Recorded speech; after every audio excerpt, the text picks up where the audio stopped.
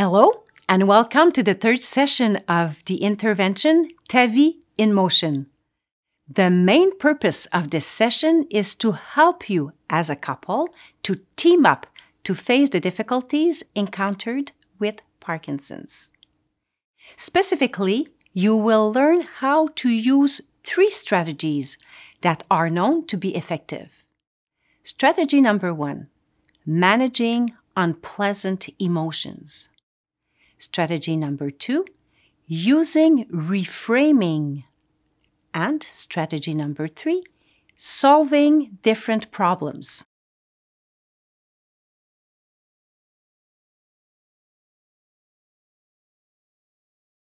According to many couples, Parkinson's causes changes in their lives and several difficulties for which there are various solutions. For example, how to manage medication, how to prevent falls, how to adapt the house or the apartment, and how to plan for the future, while trying to preserve in their daily lives quality and lifestyle. In order to cope effectively, many couples wish to be guided to achieve concrete steps to better solve specific, practical, or emotional problems. Here's what couples had to say about it. Parkinson's is a disease that gets in your blood and clings to you. It affects us both. And also the family as a whole is affected too. I think that we really need the right tools to be well equipped because as we're going through the situation, it can become somehow very difficult if we isolate it ourselves. To find solutions, we often notice that 2 heads or several heads are better than one. By respecting each other's strengths, rhythm, and ideas, by working together and with other people or healthcare workers who inspire us, we adapt, and we will continue to adapt. The main purpose of this session is to help you use different strategies to solve effectively and together some difficulties encountered in your daily life with Parkinson's. In different types of difficult situations, couples are coping in different ways. I offer you 3 strategies. Before explaining them in details, here's a short description. Strategy number 1, managing unpleasant emotions. This strategy is especially useful to help you recognize and effectively diffuse unpleasant emotions popping up into your mind and harming your quality of life. Strategy number 2, using reframing. This strategy allows you to transform unhelpful thoughts about a difficult situation into helpful thoughts, which is doing you good by improving your sense of well-being. Strategy number 3, solving different problems. This strategy will help you find solutions to get through or to overcome problems.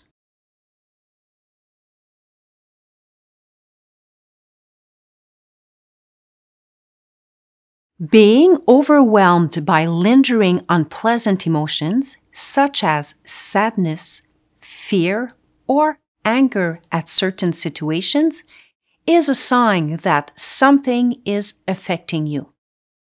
One strategy to help you manage these emotions, which can become overwhelming, is to recognize and diffuse them. Identifying these emotions can help you better understand and react to the situation that affects you. It's completely normal to experience a whole range of emotions, which can sometimes be difficult to manage. However, when you experience these unpleasant emotions repeatedly and you analyze them within a certain perspective, you will find out that they weigh you down in your day-to-day life. Those emotions, which are like grains of sand in a gas tank, are clear clues that indicate that a difficulty exists. Since you cannot tolerate to be distressed forever by those unpleasant emotions, they may also be like spark plugs or a source of motivation to bring some change and to team up together when faced with the difficulty encountered.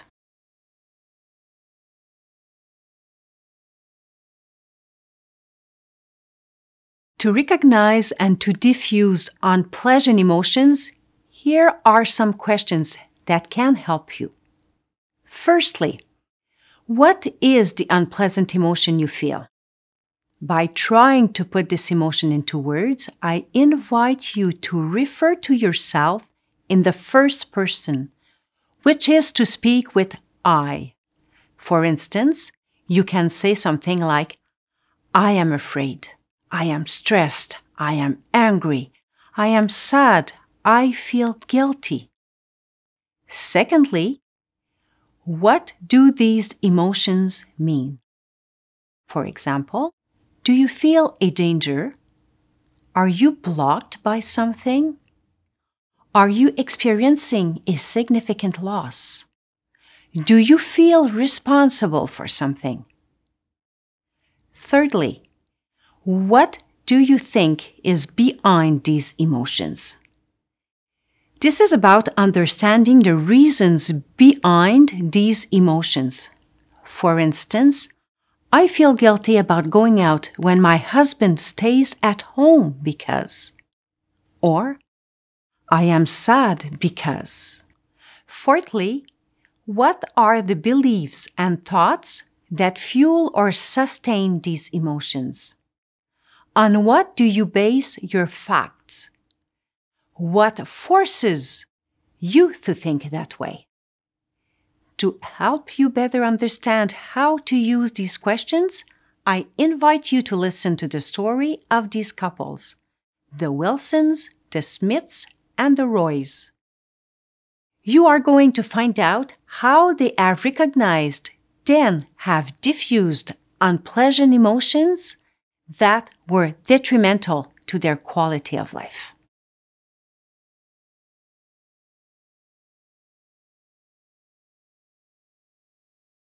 Since my husband has Parkinson's, I'm always worried. I have to be careful. Do you feel a particular danger? No, not really. What are you afraid of?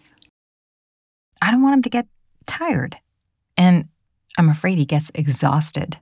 At the same time, I'm afraid of asking too much of him by demanding to do the things he could do before Parkinson's.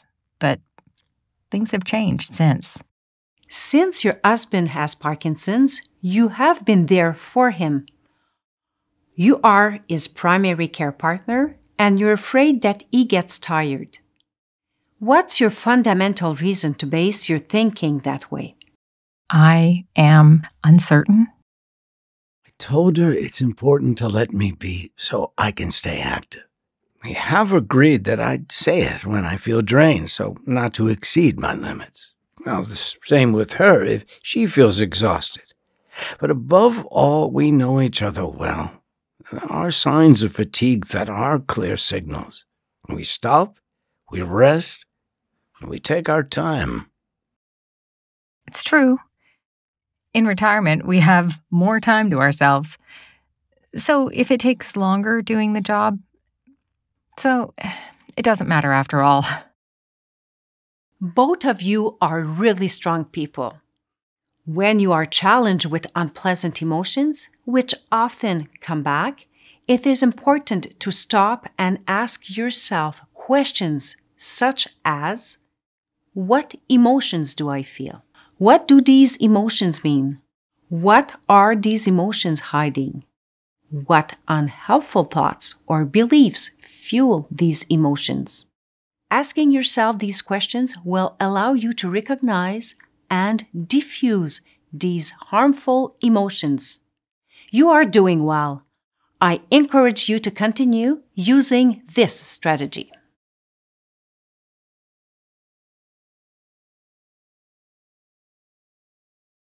Sometimes it happens that I fall completely off. Then my face sags and my mouth droops down. Everyone thinks I'm angry and looking stupid. Me, before, I was such a positive man, always joking around.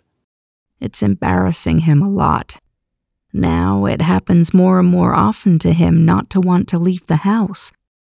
Do you think people can see your facial drooping? Of course. I feel like it changes me a lot. And if someone notices it, is it serious?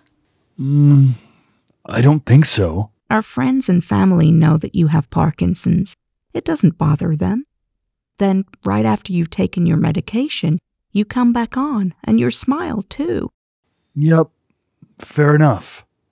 Namely, the fact of recognizing and diffusing the normal embarrassment that you feel, and then, by remembering the affection of those around you, can help you stay in touch with friends and family.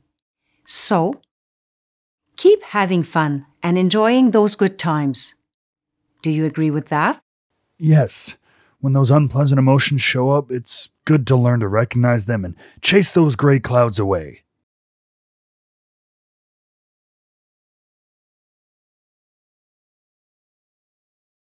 I wasn't like that before. People used to say to me, "You're cool, you're independent, stay the same." What's happening? Would you like to be like before? Parkinson's destroyed me because I'm not anything like I used to be. I wasn't like that. What do you regret? Your freedom, your independence? Yeah. I'm going to help you. I'm helping you all the time anyway. Yes, but above all, you are my crutch. What would another couple do in our place? I guess that's normal. Sometimes I feel guilty for needing help. And you have always been willing to help me. You took such good care of everyone, and you still help us so much in your own way, and it's our turn to take a little care of you. I'm sure there ought to be many other couples like us.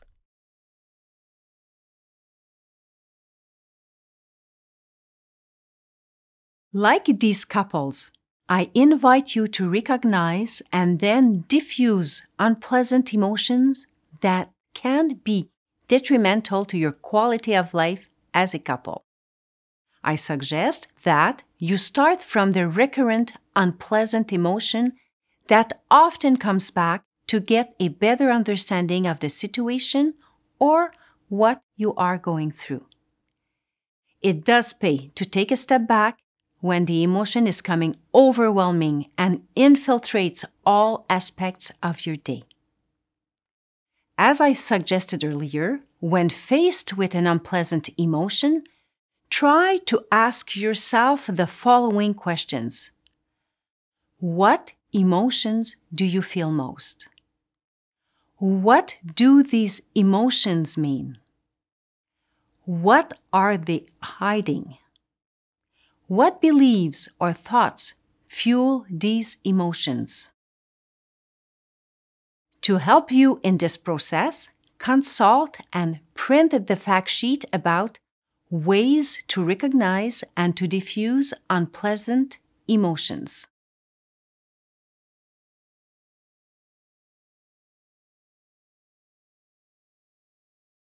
As a couple living with Parkinson's, you may be faced with events or difficulties that seem for you like a huge mountain impossible to climb. 𝗱ន់, a Chinese philosopher, said, "If things are not changing, change the way you see them. That's enough." In other words, this old saying means that if you cannot change certain situations, you have the power to change your way of thinking in relation to these difficulties. The strategy of expanding your vision and transforming your unhelpful thoughts is called reframing.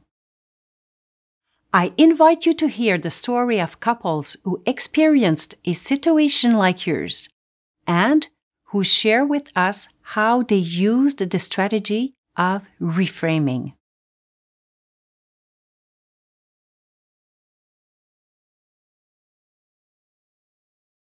Since I have Parkinson's, our life as a couple has changed.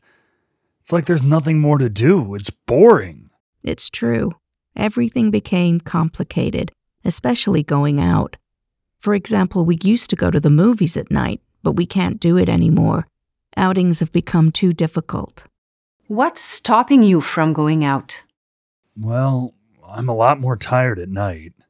Would there be another time of day when you are in better shape? Perhaps in the afternoon after my nap. I often have more energy. Yeah, maybe we could try it in the afternoon. There are also fewer people to the movies. Learning to see things differently and do things differently, it could probably help. Finally, when looking at it from another angle, it's not true that there's nothing more we can do. We've got everything to gain. It doesn't cost much to try.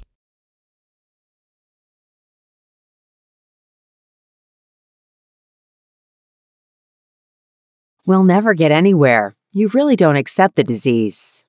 I didn't see the coming of that disease. I did nothing to get it. It's there. I do not deny it, but I will defend myself as long as possible so that it does not win. That's why you say you're fighting against Parkinson's? Yes, certainly yes. What I can do on my own, I do. It's not that I deny the disease, but I don't want it to win over me. You do refuse it in your behavior, but not in your head? Okay, I just now understand your point of view. I thought you didn't accept the disease, but the reality is that you do as much as you can to stay independent for as long as possible.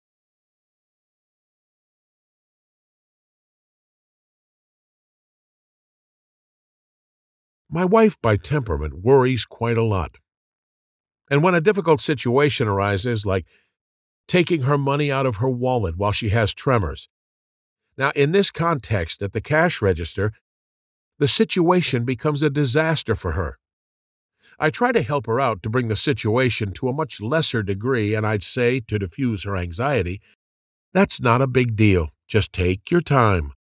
Put your wrists on the counter and then take the money out of your wallet at your own pace. He summed up the situation quite well. But to diffuse the emotion then, I have to collect myself one step at a time to make my way to it. I'm learning to use my ability to turn on the key in the starter, so to speak. But it's still hard at times. I have to talk to myself until it gets better.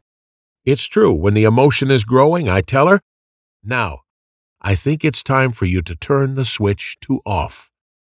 When he tells me that, he means that the emotion is overcoming me and that I have to reframe it so as not to be too stressful. It helps me to better control my symptoms.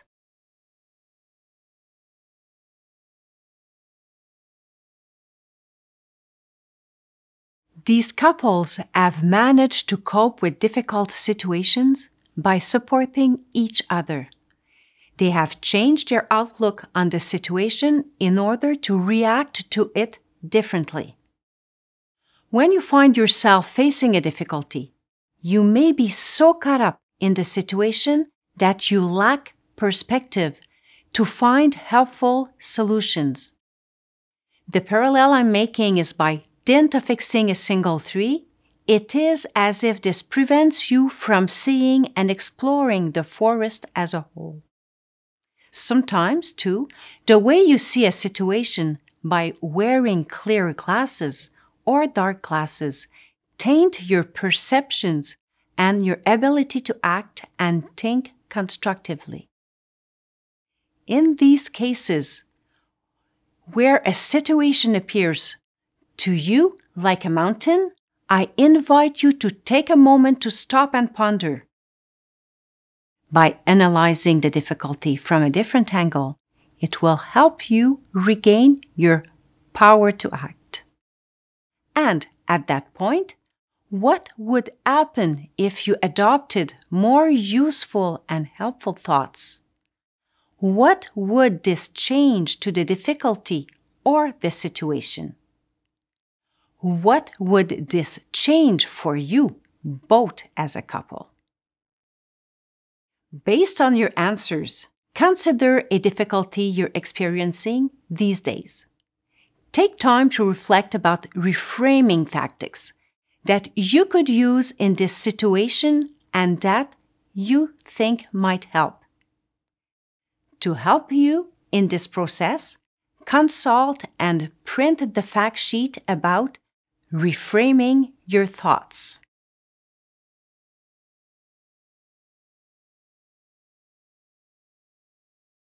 On a daily basis, as a couple, you are solving problems, namely during renovations, planning an outing, buying a car, or finding a service. A problem-solving approach makes it possible to bring changes to a practical situation to meet your needs individually and as a couple. I suggest using the following approach to help you solve a difficulty or problem related to Parkinson's. Here are some key questions that will assist you. What? In other words, what is your problem or difficult situation? What is it you want to improve? What strategy? What have you been trying in the past? What obstacles? If you encountered an obstacle, how would you get around it? What benefits? What would be the possible benefits for both of you following the resolution of the difficulty or of the problem? What resources could you count on? How would you go about it? What concrete ways could you use? When could you start the process? The goal of this approach is to find win-win solutions. In other words, which suit you both. This problem-solving approach is more effective if it is applied regularly, together as a couple, in a realistic manner. And, above all, if the solutions adopted are used in different ways. From some of the examples narrated by other couples who may have experiences similar to yours, I suggest that we begin to break down the problem-solving process together.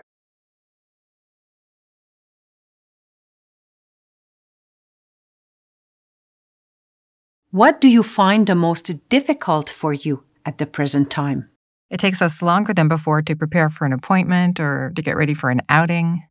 What strategy have you tried in the past to deal with this difficulty? We tried to get up early, but still, it takes us so long to be ready to leave the house. It's quite discouraging for us. What obstacles have you encountered? It's true that despite all our efforts, we have not managed well, and that is getting up, getting dressed, eating, where's the medication, brushing our teeth, coping with rush hour traffic. What do you think would be the benefits if you were better prepared to go to your appointments, meetings, or outings? Well, there would be less risk of arguments between us. We would both arrive in a better mood. And also feeling less stressed. What are your strengths or the resources you can count on to help you? Both of us, we would like our planning to be better organized. We could ask our friends in a self-help group for some of their practical tips. How can you do it? What can you do more concretely? We could talk to them about it at our next meeting. Or we can look on the Parkinson Quebec website if there's something available on the subject. When would you like to take these steps? In the coming days, before an outing or the next appointment.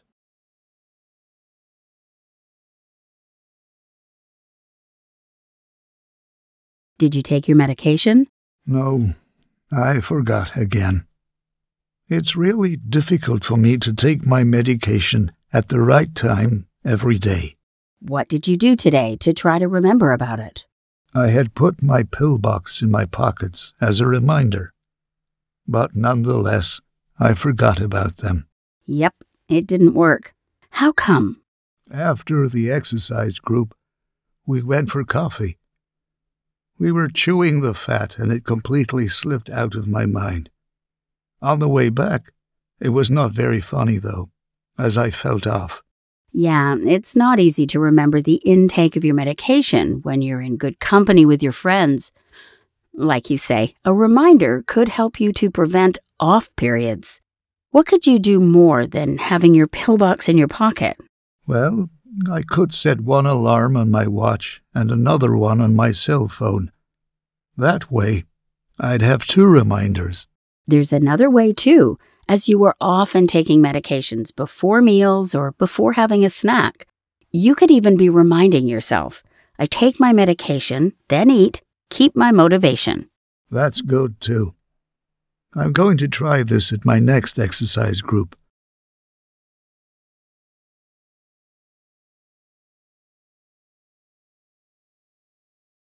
Just like these couples, when you're facing a difficulty or facing a problem, I invite you to take a moment to ask yourself the following questions.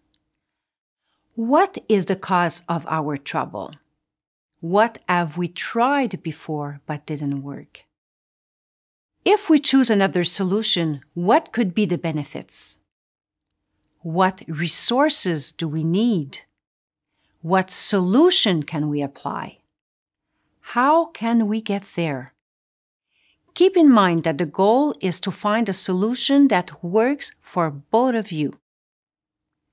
To help you in this process, consult and print the fact sheet about the problem-solving approach. During this session, we addressed 3 different strategies, which will allow you to work as a team when facing any difficulties you may encounter. We learned how to deal with unpleasant emotions, how to reframe emotions and unhelpful thoughts, as well as how to solve different problems. Perhaps you are already using these management strategies to deal successfully with a difficult situation. Do not forget that these strategies are helpful to face the difficulties associated to Parkinson's, but they can also be used in different circumstances arising in your everyday life. I encourage you to use them to team up when having trouble. They will also be included in future sessions to help you overcome other challenges related to Parkinson's disease. If you are in immediate need of help, or if you feel stuck in a difficult situation, consult the resource fact sheet under Resources and print it if you wish. During the next session, we will discuss together the resources that can help you meet your different types of needs. See you at our next session. In the meantime, I encourage you to join your efforts together as a team against Parkinson's disease. Remember to practice the strategies learned together can help. Good luck!